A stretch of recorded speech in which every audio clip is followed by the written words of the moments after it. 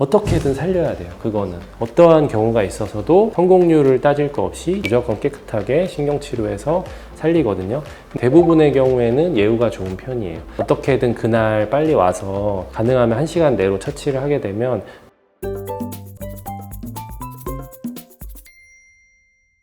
안녕하세요 여러분, 치과부부입니다.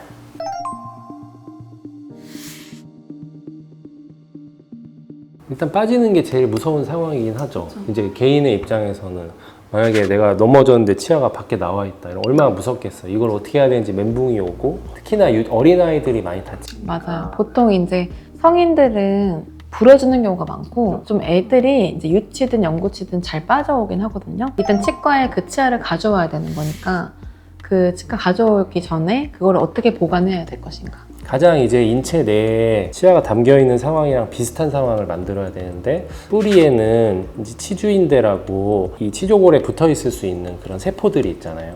그런 세포들이 살아있는 게 목적이니까 아무래도 생리식염수가 가장 적당할 것 같고, 근데 이제 갑자기 생리식염수를 구할 수는 없으니까 가까운데 이제 편의점 같은 데서 우유 같은 걸 사서 보관하는 게 좋고, 수돗물이나 뭐 휴지에 뭐 감싸서 오는 건 어떤가요?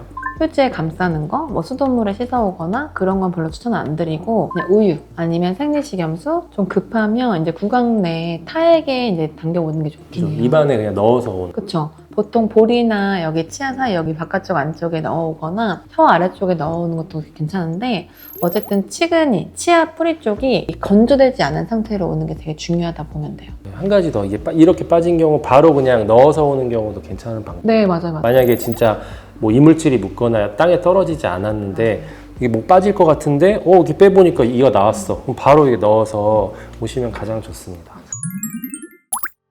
운동장에서 넘어지는 경우도 꽤 많아서 크게 묻는 경우. 이런 걸 막 씻어오거든요. 근데 그거를 또 너무 무리하게 씻는 건 좋진 않아요. 우리가 이거를 다시 재식할 때 가장 중요한 게 뿌리 쪽에 남아있는 치근막이기 때문에 최대한 뿌리를 잡는 건 별로 추천을 안 드리고 그 머리 쪽을 잡고 뭐 좀 가볍게 씻는다든지 그 정도지, 좀 걱정되면은 뭐 우유에 그냥 담가오면서 제가 흔들흔들 해주시거나 그 정도 느낌으로만 씻어주시면 더 좋을 것 같아요.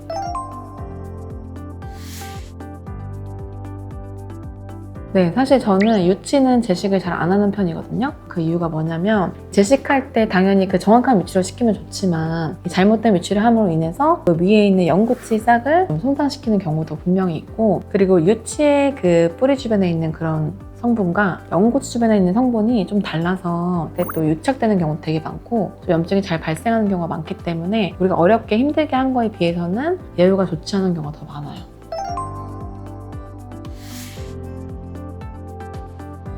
이가 나온 지 한 2, 3년밖에 안 된 그런 치아들을 우리가 미성숙하다고 표현하잖아요. 근데 보통 미성숙 영구치들이 재식했을 때 그 성공률이 훨씬 높아요.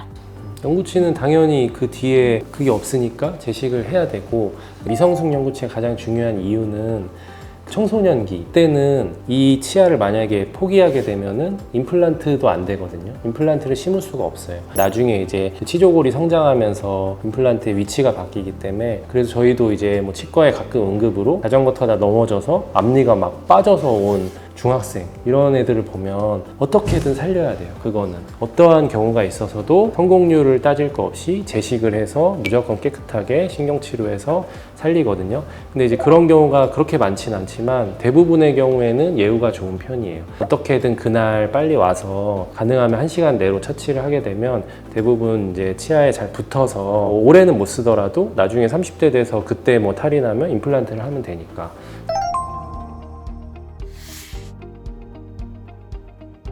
깨진 것도 정도가 다 다르잖아요. 내가 이게 팍 뭔가 치였는데 많이 아프지 않은 것 같은데 거울을 봤더니 이가 3분의 1 정도가 쪽이 나가 있다. 이런 경우에는 보통 증상이 없으면 조각을 발견했으면 한번 가져와 보는 것도 괜찮거든요. 그거를 이제 접착제로 붙일 수도 있어요. 그러면은 내 치아가 그대로 보존이 되니까 가능한 경우도 있고, 아닌 경우에는 보통 이제 우리가 신경이 노출되지 않은 경우에는 심미 수복을 하거든요.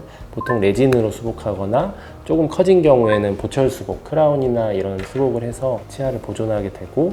근데 타자편도 아까랑 똑같이 보관해서 꼭 오는 게 좋아요. 보관하게. 너무 건조해지면 색깔도 달라지고 치아 조직들이 좀 손상될 수 있기 때문에 나중에 비심미적이기도 하고, 그래서 꼭 보관하게 담가오는 걸 추천드리고, 소위 말하는 범랑질 말고 좀 안쪽까지 많이 깨졌다 그랬을 때 안쪽 층은 좀 이렇게 미세한 관으로 돼 있기 때문에 그런 부분이 노출되어 있는 상태로 장기간 있는 게 좋지는 않거든요. 세균 감염의 우려도 좀 있고 분명히 신경에도 자극이 가는 그런 증상이 생길 수 있기 때문에 내원해서 어떤 생활세간을 좀 이렇게 막아줄 수 있는 그런 도포를 한다든지 그런 조치를 취하는 게 그 신경에도 더 좋을 것 같아요.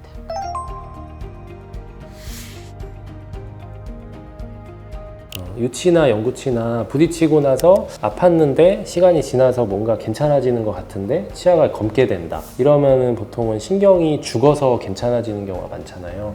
유치의 경우에는 어떻게 처치하나요? 유치는 영구치랑은 좀 다른 게 유치가 이제 변색됐다가 회복되는 경우가 생각보다 많아요. 그러니까 저는 그래서 변색이 처음에 되면은 뭐라고 말씀드리냐면은 조직이 멍들듯이 약간 충혈된다고 말씀을 드리긴 하거든요. 사실 변색되면 너무 당황하실 필요는 전혀 없고 그래도 이제 신경에 문제가 생기기 시작한 거기 때문에 그때부터는 치과에 주기적으로 내원을 해서 꼭 엑스레이 사진을 찍어보는 게 좋아요.